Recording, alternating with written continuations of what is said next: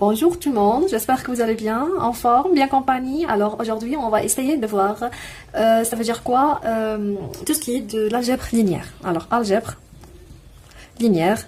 Alors aujourd'hui on va voir ça veut dire quoi un espace vectoriel. Après on va essayer de voir ça veut dire quoi un sous-espace vectoriel avec quelques exemples et quelques exercices. Alors on commence. Espace vectoriel. Alors, quand je dis espace vectoriel, alors je dis espace vectoriel, je parle des vecteurs. Alors, les vecteurs vrais qu'on sait, alors si je parle des vecteurs, quand je parle des vecteurs, alors le vecteur qu'on sait déjà, c'est le vrai vecteur, c'est de la forme, une flèche, c'est par exemple le vecteur V, le vecteur U. Alors si par exemple j'ai un vecteur, alors je prends par exemple son opposé.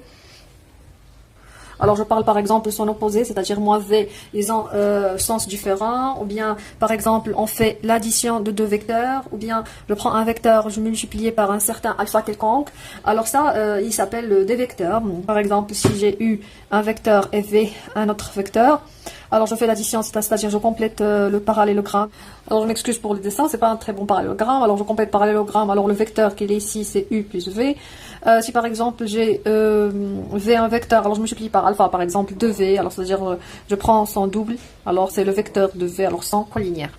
Très bien, alors je vais essayer de vous donner quelques espaces vectoriels connus qu'on sait déjà et qu'on travaille avec déjà. Et après on va voir la définition d'espace vectoriel. Quelques exemples, alors si je prends par exemple l'ensemble, premièrement, alors si je prends l'ensemble des fonctions numériques. Alors l'ensemble des fonctions numériques, c'est-à-dire sont des fonctions f de R dans R. Alors si j'ai f appartient c'est une fonction d'R dans R, alors je peux parler de f-1 s'il est bijectif. Je peux par exemple multiplier f par 2, alors il reste une fonction numérique. Je peux additionner deux fonctions et je trouve une fonction numérique. Alors c'est-à-dire c'est à peu près les mêmes propriétés qu'on a ici. Alors l'espace des fonctions numériques, c'est un espace vectoriel. Le deuxième exemple, c'est l'ensemble des matrices. Alors l'ensemble des matrices carrées ou bien matrices d'ordre n, alors aussi c'est un espace. C'est un espace vectoriel. Pourquoi? Ici les objets ce sont des matrices. Pourquoi? Parce que si je prends par exemple M, alors on le note M, N, R. Ou bien MNK de manière générale, tel que K soit R, soit C, alors ça dépend, c'est le corps de base. Alors c'est un espace vectoriel, pourquoi si je prends M1 et M2 appartiennent à MNK, ce sont deux matrices. Alors si je multiplie l'un des deux par un scalaire, reste une matrice bien sûr, c'est-à-dire que je multiplie les colonnes lignes, toute la matrice par alpha, alors reste une matrice. Si j'additionne deux matrices entre eux, reste une matrice. L'inverse d'une matrice, c'est-à-dire c'est pas l'inverse, je parle de l'opposé d'une matrice, moins M aussi, c'est une matrice, parce que si j'additionne avec M, je trouve la matrice nulle, alors aussi c'est une matrice. Alors on peut dire que l'espace des matrices est un espace vectoriel. Troisièmement, je vais prendre l'ensemble des suites de n dans n. C'est un espace vectoriel. Pourquoi? Pour la simple raison, si je prends par exemple UN égale à n carré plus 1 et Vn égale à 2n moins 4, alors on a UN plus Vn après des calculs, alors appartient à l'ensemble des suites, alors l'ensemble des suites, c'est-à-dire c'est une suite de n dans n, l'inverse, bien l'opposé d'une suite, c'est-à-dire je multiplie par moins, alors reste une suite. Si par exemple je multiplie une suite par n'importe quel scalaire, alors reste c'est une suite. Alors je peux dire que l'ensemble des suites c'est un espace vectoriel. Alors maintenant, ça veut dire quoi un K espace vectoriel? Alors E est un K espace vectoriel. Alors on note E K espace vectoriel V. Alors c'est un ensemble. Alors c'est un ensemble menu d'une loi de composition interne et externe. Menu d'une loi de composition interne et externe de la forme K croix E dans E de chaque A. Et je prends de E un vecteur X et j'associe à ces deux le vecteur A point X. Alors cette application, alors on doit vérifier des conditions sont très très importantes. La première, l'associativité, c'est-à-dire pour tout x, y, z appartient à des vecteurs, on a x plus y plus z égale à x plus y plus z. C'est-à-dire on peut jouer pas. Je peux prendre les parenthèses, je peux déplacer à gauche à droite, rien va changer. L'addition est commutative.